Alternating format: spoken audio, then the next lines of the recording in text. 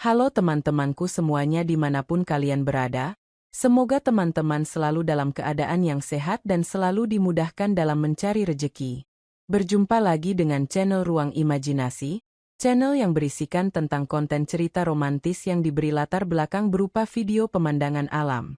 Pada kali ini di hari Jumat tanggal 16 Mei tahun 2025. Saya masih melanjutkan kisah sebelumnya. Jadi saya ingatkan kepada teman-teman untuk membaca kisah sebelumnya agar tahu dan jelas sama alur ceritanya. Hari-hari berlalu, setelah aku dan ibu hubungan kami diketahui oleh Bulek, tidak ada yang berubah. Hanya aku saja yang sedikit canggung. Sementara ibu maupun Bulek bersikap biasa saja. Di hari itu, setelah mandi, ibu meminjam HP-ku dan pergi menjemput Dona dan Doni.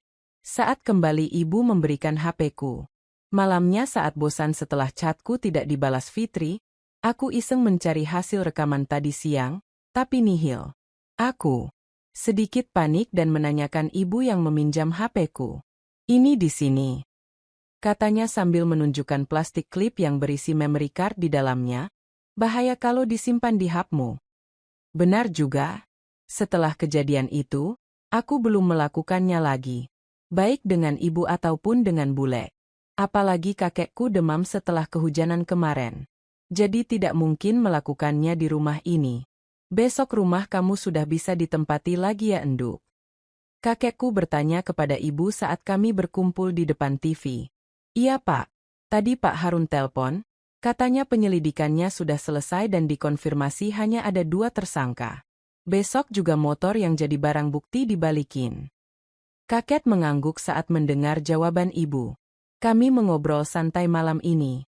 Kadang saat iklan datang menyela sinetron yang kami tonton, Dona dan Doni berebut remote. Keduanya memiliki tayangan berbeda yang ingin ditonton. Tapi ya, Dona lebih sering menang. Bulek Tini yang melihat anak kembarnya yang tidak akur kadang menegur keduanya. Sementara si bungsu Rani anteng di dalam dekapan ibunya, kadang dia merengek minta minum. Biasanya ketika Rani ingin minum, Bulek akan menutup dengan jarik yang ia gunakan menggendong Rani. Tapi setelah aku melakukan dengannya, Bulek tidak lagi sungkan memamerkan di hadapanku. Aku tahu itu adalah kode keras darinya, tapi kodenya itu belum bisa aku ambil. Waktu terus berlalu, tanpa sadar hari ini adalah hari terakhir masa skorsku. Aku kembali mengenakan putih abu-abu dan tas ransel. Luka di wajahku sudah kering dan pulih, tapi tetap ada bekas yang menapak. Wajah semakin sangar saja sekarang. Ayah sudah pulang. Beliau datang Jumat kemarin dan langsung histeris saat tahu Ibu Halim. Ayah sangat senang sampai-sampai mengadakan syukuran di rumah. Tetangga sekitar juga terkejut mendengar kabar itu. Beberapa juga mengejekku. Ci, nggak jadi anak tunggal lagi. Atau, akhirnya punya teman berantem. Begitulah yang tetanggaku ucapkan saat aku nongkrong di pos ronda saat malam minggu. Beberapa jam setelah acara syukuran. Aku sendiri ikut senang, karena aku tidak perlu lagi khawatir tentang kehaliman ibu lagi. Ayah sangat perhatian kepada ibu, setiap keinginan ibu selalu dituruti, bahkan sekedar mengambilkan segelas air minum. Bahkan sampai menyuruh Bulek Tini tinggal di rumahku untuk membantu pekerjaan rumah. Meski tidak gratis, awalnya Bulek sempat menolak, katanya tidak ada yang mengurus kakek. Namun kakek mengatakan, tidak apa kalau siang, malamnya tetap pulang. Dan ya, Bulek Tini membantu pekerjaan rumahku ketika siang sampai sore. Ibu memalsukan umur kehalimannya agar ayah tidak curiga. Beruntung ayah tidak menaruh curiga. Begitulah, akhirnya hari-hari baru dimulai. Fiksi menggerung saat tali gasku tarik. Tidak ada kendala dan aman untuk dikendarai. Aku mengecek haku dan memberi kabar kepada Fitri melalui chat. Aku otu ke rumah kamu. Tulisku dengan emoji love yang menyertai.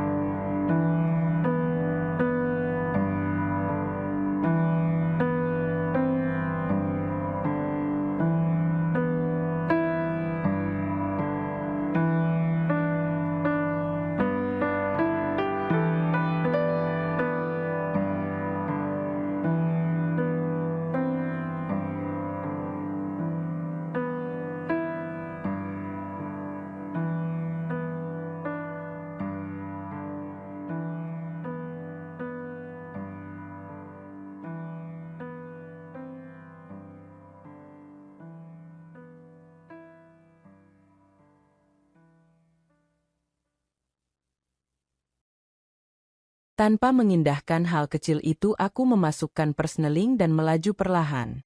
Ya, untuk pertama kalinya, aku menjemput Fitri di rumahnya setelah skorsing yang ku terima. Masa skors menyulitkan kami berdua untuk bertemu, apalagi tugas-tugas menumpuk.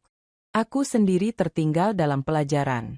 Ini cukup gawat mengingat ujian akhir semester genap akan dilaksanakan dalam waktu dekat. Bicara soal kedekatanku dengan Fitri yang sukar bertemu, ada sosok ayah Fitri yang belum merestui hubungan kami. Aku sendiri belum pernah bertemu dengan ayahnya Fitri. Pacarku ini bilang jika ayahnya itu seorang sopir tronton yang sering bepergian lintas pulau. Gugup, tentu saja aku rasakan. Jarak antara rumahku dengan Fitri sekitar 8 kilometer. Hanya melewati satu desa sebelum sampai di rumahnya, tidaklah jauh. Rumahnya yang berwarna hijau cerah begitu mencolok di antara rumah lain yang memiliki warna kusam.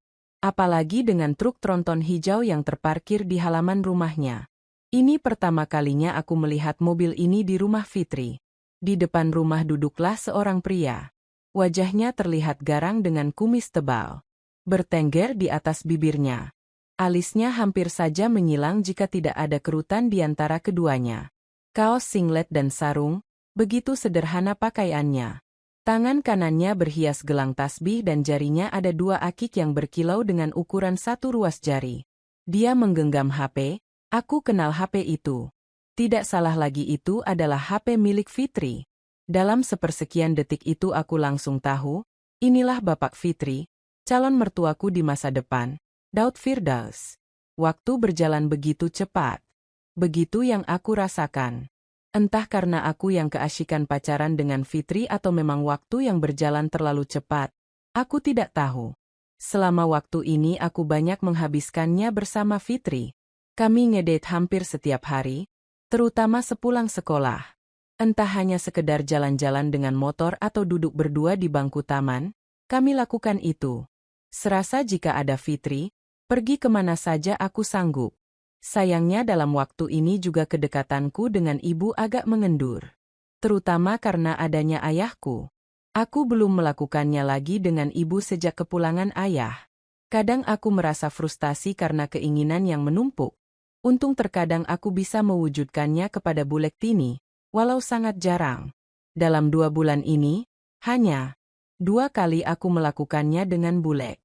Untungnya atau mungkin teganya diriku, Fitri sudah mau membantuku dalam masalah itu. Aku belum berbagi. Dengannya, hanya biasa saja. Fitri bersedia melakukan itu awalnya karena kejahilan dirinya. Ya, pacarku ini sangat jahil. Kami sering melakukannya di rumah Fitri, ayahnya yang jarang di rumah dan ibunya yang sering ikut pengajian membuat rumahnya itu sering kosong. Hari ini, aku dan Fitri kembali berboncengan. Dengan mesin dari fiksi yang menggerung, kami melaju di atas jalan beraspal, melewati kebun duku. Hari ini merupakan hari peringatan 100. Hari meninggalnya Pak Lek Setu. Hari ini juga, Fitri akan ku kenalkan kepada keluarga besarku. Motorku memasuki halaman rumah Bulek Tini. Beberapa anak asyik bermain di halaman, sementara di teras terlihat bapak-bapak yang bersenda gurau. Aku memarkirkan motorku dan berjalan mendekati rumah. Saat mengucapkan salam, Pak D. Derajat adalah orang yang pertama menjawab salamku. Dia sedang duduk bersama Pak Lek Jarwo dan Pak Lek Yunus. Ada juga beberapa orang lain di sana. Aku menyalami semua orang yang terlihat.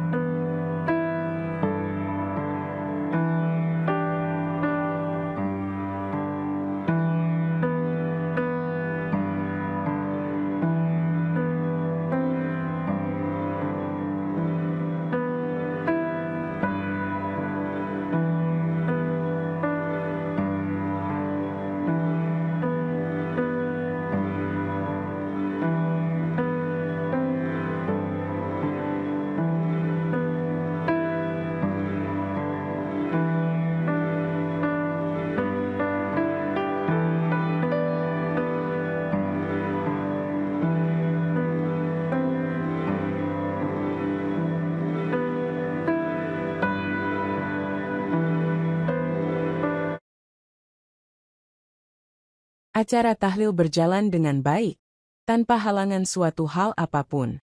Tamu yang datang cukup ramai, sama seperti saat 7 harian dulu.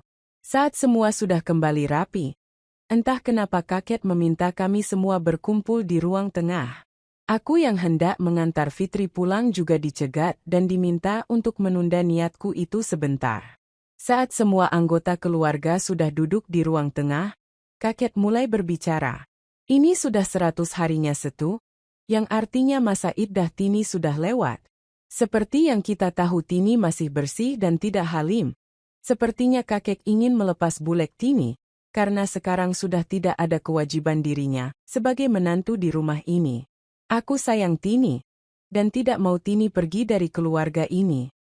Tapi entah kenapa kakek malah seakan ingin menahan Bulek. Bukankah itu hak Bulek untuk memilih kemana dia ke depannya? Aku mau menikahkan Tini dengan Tono. Hening. Suasana membisu saat itu juga. Apa maksudnya ini? Nggak bisa gitulah, Pak. Aku kan udah punya istri. Istriku lagi halim loh. Ayahku protes dengan keras. Aku juga nggak bisa, Pak. Aku nggak bisa kalau disuruh jadi istrinya Mas Tono. Bulek juga protes. Bukannya apa? Jelas dirinya tidak setuju. Aku juga enggan harus memiliki 2 ibu. Apalagi Bulek Tini sudah kuajak. Tenang dulu. Aku tahu kalian berdua bakalan ngomong kayak gitu. Kakek menenangkan suasana. Kalau Tini nggak mau nikah sama Tono artinya kamu bukan lagi mantuku. Kalau kamu bukan mantuku kamu nggak ada kewajiban tinggal di rumah ini.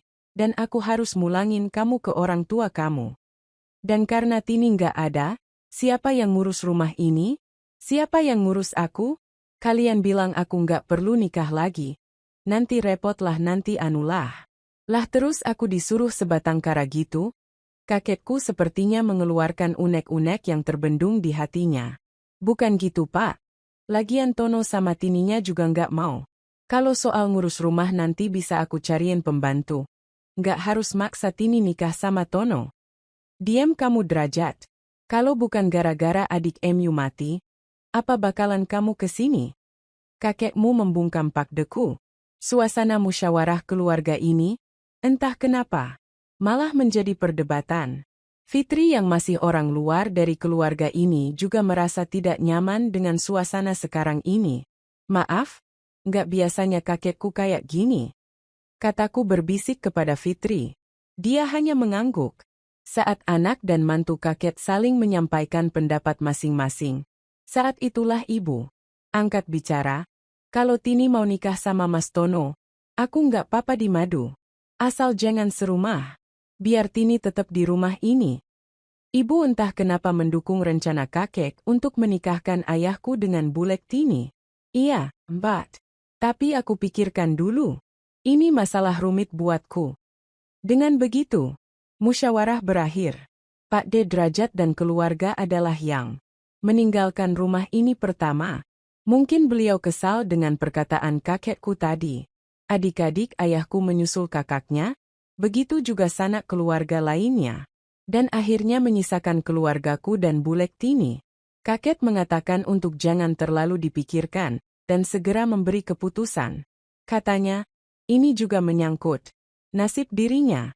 Ayah hanya mengiyakan, sementara Bulek diam. Saat ayah ingin mengajak ibu pulang, ibu menolak dan berkata akan menginap di sini. Akhirnya ayah pulang sendiri. Aku sendiri masih harus mengantarkan Fitri. Saat di jalan, Fitri bertanya, kenapa dari 4 orang laki-laki bersaudara? Kakekku malah meminta ayahku untuk menikahi Bulek Tini. Aku juga tidak tahu, jadi aku tidak bisa memberi jawaban yang pas. Aku hanya bilang, mungkin Pak D. Derajat yang paling mapan di keluarga kami, dan mungkin juga 2 adik ayah yang masih cukup muda. Namun secara finansial dan usia, mungkin di mata kakekku ayahku yang paling pas, belum terlalu tua, dan mampu menafkahi dengan baik. Apalagi mengingat Bulek Tini yang punya anak 3.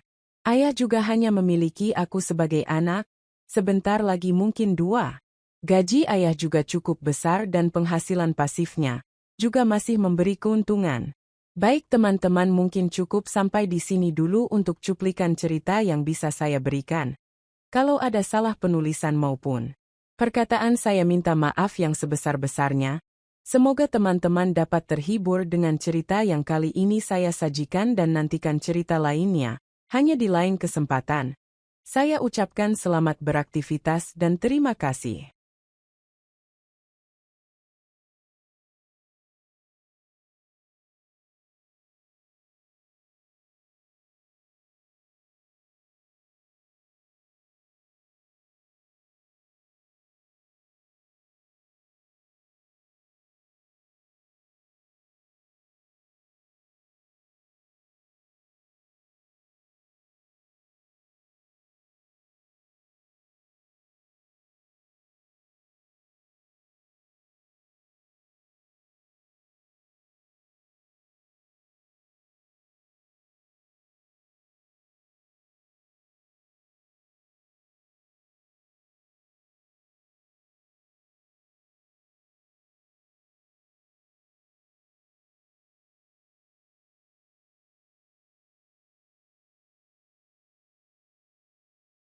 Halo teman-temanku semuanya dimanapun kalian berada. Semoga teman-teman selalu dalam keadaan yang sehat dan selalu dimudahkan dalam mencari rezeki. Berjumpa lagi dengan channel Ruang Imajinasi, channel yang berisikan tentang konten cerita romantis yang diberi latar belakang berupa video pemandangan alam. Pada kali ini di hari Rabu tanggal 14 Mei tahun 2025. Kali ini saya masih melanjutkan kisah sebelumnya. Jadi saya ingatkan untuk membaca kisah sebelumnya agar tahu dan jelas sama alur ceritanya. Malam pun tiba. Duduk di teras setelah acara tahlil adalah hal yang aku lakukan sekarang. Rumah Bulek Tini cukup ramai karena tahlil tadi adalah hari terakhir setelah 7 hari meninggalnya Pak Lex Setu. Asap terhembus dari hidung ataupun mulutku, membiarkannya tersapu udara bersama masalah yang mendera diriku. Pagi tadi, alasan Fitri datang sepagi itu adalah untuk menyampaikan panggilan orang tua yang belum aku sampaikan. Sudah 5 hari lewat sejak aku memberi salam olahraga kepada Wisnu, dan selama itu pula Pak Bahri menunggu kedatangan orang tuaku menemuinya. Dan ya, obrolan kami berdua berlanjut seperti sebelumnya. Hingga saat ibu mengajak pulang, meski kami membawa motor sendiri-sendiri. Seperti biasa, aku mengendarai motorku di belakang ibu. Saat melewati gubuk tempat kami berbagi, ingin rasanya aku mendahului ibu dan paksa dia menepi, tapi tentu tidak aku lakukan. Ibu yang sedang halim saat ini pasti sangat lelah setelah semua aktivitas yang dia lakukan. 10 menit kemudian kami sampai di rumah. Di dalam kamar ibu kami sedang berbaring, saling berhadapan. Ibu mungkin masih marah kepadaku, tapi keinginannya juga sama menyalanya. Klontang. Apa itu Rian? Sebuah suara terdengar dari luar kamar. Mungkin itu berasal dari dapur. Ah, gak tahu. Paling kucing. Aku mencoba tidak peduli. Tapi bukannya berhenti muncul lagi suara serupa. Kamu cek dulu Yan. Kalau kucing usir keluar. Ibu mendorongku. Dengan enggan aku keluar kamar. Lagi-lagi, nanggung. Tadi pagi sudah diganggu Fitri. Sekarang apalagi yang menggangguku? Aku menghidupkan lampu ruang tengah dan belum sempat melangkah ke dapur. Sesosok manusia tampak di mataku. Woi, maling! Aku sontak berteriak. Orang itu sama terkejutnya. Tapi naas dia tidak sendirian. Kawannya datang dengan alat di tangannya. Alat itu ditujukan ke arahku. Tapi untung aku bisa mengelak dan menendang orang itu hingga terjengkang ke belakang. Orang pertama yang aku lihat tentu tak berdiam diri. Samar-samar aku mendengar pintu depan dibuka. Aku harap itu ibu yang keluar rumah. Seperti keberuntungan ada di pihakku. Sekali lagi aku berhasil memukul mundur orang ini.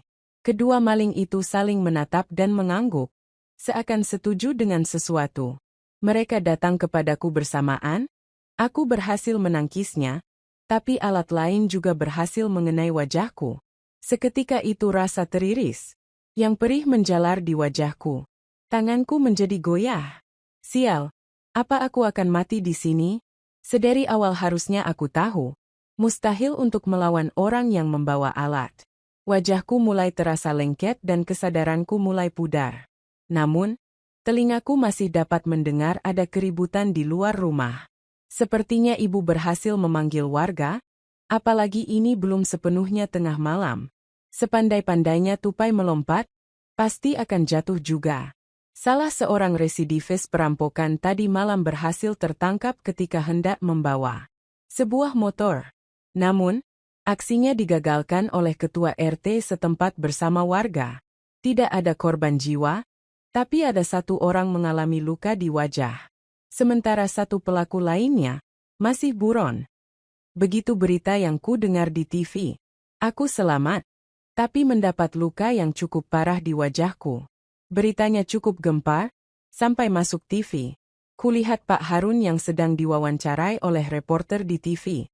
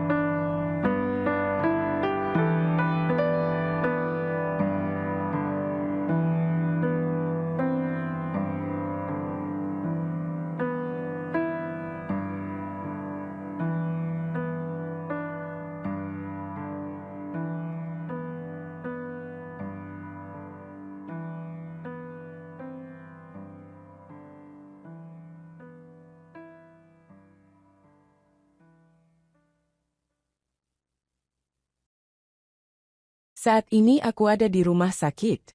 Perban membalut separuh wajahku. Dikatakan, aku menerima 16 jahitan dan tulang bahu kananku retak. Dibutuhkan 2 kantong darah untuk memulihkan kondisiku yang beruntungnya golongan darahku bukan sesuatu yang langka. Sungguh sial nasibku. 2 jam yang lalu polisi juga sudah menerima keterangan dariku. Aku terkejut ketika tahu siapa pelakunya, yang ternyata itu adalah Wisnu, mantan pacar Fitri. Dan menurut pengakuan Wisnu, dia juga yang merampok diriku seminggu yang lalu. Motor kamu yang dirampok masih jadi barang bukti. Tapi motor sebelumnya tidak diketahui lagi keberadaannya. Begitu kata Pak Pol tadi. Yah, aku sudah mengikhlaskan si jago dan beruntung fiksi masih bisa diselamatkan. Sungguh, kejadian yang menyusahkan. Aku bertanya-tanya kenapa kejadian sial seperti ini datang bertubi-tubi dan bergantian? Apa ini akibat diriku telah melakukan dengan ibuku sendiri? Entahlah, aku tidak tahu. Rian, kamu kenapa? Mulai kerasa sakit? Ibu sangat khawatir padaku. Wajahnya kusam dan masih memakai daster menandakan ia belum mandi sejak semalam. Enggak, tadi kan udah dikasih obat sama perawat. Aku malah khawatir sama ibu. Ibu istirahat ya? Kataku. Enggak sayang, ibu enggak apa-apa. Kalau kamu butuh apa-apa ngomong aja ya. Ibu meremas jemariku. Dia sama sekali tidak bisa menyembunyikan kekhawatirannya kepadaku. Aku merasa sedikit bersalah karena ini. Aku memandang lekat wajah ibu, memperhatikan kerudung biru yang menutupi rambutnya. Wajahnya yang tidak berlapis make-up masih memancarkan kecantikannya. Matanya yang masih sembab tidak mengurangi kecantikan ibu dengan tahi lalat di sudut matanya yang buatku mengagumi betapa cantiknya ibuku ini. Hidungnya tidak begitu mancung masih cantik untuk menghiasi wajahnya. Belum lagi pipinya yang memiliki semburat kemerahan. Aku saat ini benar-benar terhipnotis oleh kecantikan alami yang dimiliki ibu. Rian. Ibu memanggilku. Mengarahkan pandanganku dan mata kami bertatapan. Kenapa bengong? Ibu cantik. Kataku. Ah, gombal. Ibu tertawa kecil dan aku hanya tersenyum. Melihat langit-langit bangsal tempatku dirawat, aku tak tahu lagi apa yang harus aku pikirkan. Terlalu pusing untuk memikirkan sesuatu. Entah karena terlalu banyak pertanyaan di kepalaku atau apa yang akan aku lakukan ke depannya. Aku tidak tahu. Peristiwa itu bukan hal jarang yang terjadi. Mungkin saja ke depannya aku akan mengalami hal serupa lagi. Ayah sudah tahu kita dirampok. Aku bertanya kepada ibu. Sudah, Pak Demu yang telpon tadi. Ayahmu kaget, tapi gak bisa berbuat banyak. Udah kamu jangan kebanyakan mikir aneh-aneh. Mending istirahat lagi. Ibu mengusap pipiku. Ya, benar kata ibu. Tidak seharusnya aku mengkhawatirkan begitu banyak hal sekarang. Selama 3 hari aku dirawat. Sebelum akhirnya diizinkan untuk pulang dan menjalani rawat. Jalan. Luka jahitan dapat menutup secara perlahan, dan tidak ada indikasi infeksi sehingga perban bisa dilepaskan. Sekarang aku terlihat sangat beda dengan luka jahit di wajahku. Bahkan Donna dan Doni lari terbirit-birit, karena mengira aku sudah menjadi preman yang ingin menculik mereka. Sialan. Akhirnya aku kejar keduanya. Rumah kami masih dalam investigasi dan mungkin untuk beberapa hari ke depan aku menginap di rumah kakek. Tentu di sini ada Bulek Tini. Sebenarnya pelaku kedua sudah tertangkap dan barang bukti sudah lengkap, tapi rumah kami masih harus disterilkan sebagaimana prosedur yang berlaku. Kami hanya bisa menurutinya saja. Katanya ada kemungkinan pelaku lain yang terlibat dan mencari bukti untuk dugaan itu. Menempati salah satu kamar kosong bersama ibuku. Tentu dengan keadaanku, aku belum berbagi dengan ibuku. Apalagi sekarang banyak orang di sekitar kami. Meski setiap pagi kakek ke kebun di belakang rumah dan Bulek Tini sering ke pasar, ibu juga disibukkan hal yang sama. Dia juga ikut ke pasar bersama Bulek Tini. Disinilah aku sekarang. Aku belum bisa bergerak bebas karena bahu kananku masih terasa sakit. Aku juga belum bisa melakukan aktivitas sehari-hari dengan normal seperti sebelum insiden itu. Untungnya ibu selalu membantuku. Retakan di tulang bahuku ternyata membutuhkan lebih banyak waktu untuk sembuh. Itu membuatku berhadapan dengan sumsum tulang setiap harinya. Belum lagi ikan gabus yang sudah bosan ku makan. Ibu dan Bulek dengan segala jenis resepnya terus memasakkan ikan gabus untukku. Aku tahu maksud mereka baik, tapi lama-lama aku juga bosan.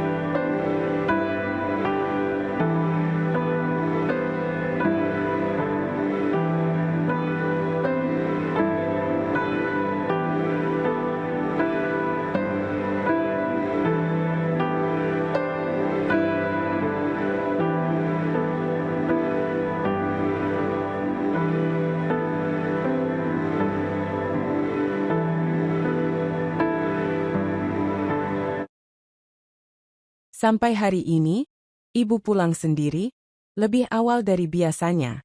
Seperti biasa, hanya ada aku di rumah saat ini. Kok udah pulang, Bu?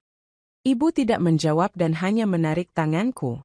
Dia membawaku ke dalam tempat kami. Ibu udah gak sabar. Ini cuma bisa sebentar. Satu persatu yang dibawa ibu dipindah semua. Aku sendiri sudah dalam suasana kurang benar dan menghampiri ibu. Memanfaatkan waktu yang singkat ini, kami memulai mewujudkan keinginan yang terpendam. Astagfirullah. Mbak Wati. Saat sedang bersantai itulah bencana datang kepada kami. Terkejut, itu yang kurasakan. Saat aku dengan panik mendekati Bulek Tini, wanita itu masih menggendong Rani dalam dekapannya. Belum dilepasnya jarik yang ia gunakan untuk menahan Rani. Mau apa kamu, Rian? Dia memberontak saat aku berhasil menangkap tangannya. Tini, diam kamu. Nurut sama Rian. Ibu membentak dari belakangku, membuat keadaan berbalik. Bulek Tini diam mematung sekarang. Aku tarik tangannya. Tidak perlu tergesa-gesa. Aku masih memikirkan Rani. Aku bawa Bulek mendekat ke kasur. Ibu langsung saja menggendong Rani. Bulek hanya diam menerima perlakuanku dan ibu tidak melakukan perlawanan apapun. Ibu membawa Rani pergi meninggalkan kami berdua. Sekarang, hanya ada aku dan Bulek Tini di kamar ini. Bulek Tini, janda ditinggal mati oleh suaminya. Jujur saja dia memiliki keistimewaan tersendiri. Kesehariannya dia mengenakan jilbab, sama lebarnya dengan yang dipakai oleh ibu. Kadang dia memakai gamis.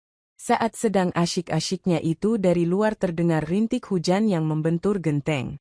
Awalnya pelan, tapi tidak sampai 1 menit derasnya hujan langsung mengguyur. Ah, jemuranku. Ibu histeris saat menyadari jemurannya terkena hujan. Dengan sembarangan dia mengambil satu sarungku yang ada di dekat bantal, dan keluar dari kamar. Sementara aku tetap kerja bakti bersama Bulek. HP-ku yang tergeletak di atas kasurku ambil. Masih merekam ternyata. Aku arahkan kamera kembali ke Bulek. Jangan dihabisin, kasihan Rani. Bulek memegang tanganku. Kesal juga rasanya saat-saat kesenanganku dilarang. Tapi ya sudahlah. Aku menurutinya. Suara merdu yang tersamar oleh rintik hujan kembali terdengar di dalam ruangan ini. Kamera masih merekam setiap hal yang kami berdua lakukan. Ternyata baru 7 menit berlalu. Dari awalnya menolak sampai akhirnya menerima, terekam di kamera aku. Baik teman-teman, mungkin cukup sampai di sini dulu untuk cuplikan cerita yang bisa saya berikan. Kalau ada salah penulisan maupun perkataan saya minta maaf yang sebesar-besarnya. Semoga teman-teman dapat terhibur dengan cerita yang kali ini saya sajikan. Dan nantikan cerita lainnya, hanya di lain kesempatan. Saya ucapkan selamat beraktivitas dan terima kasih.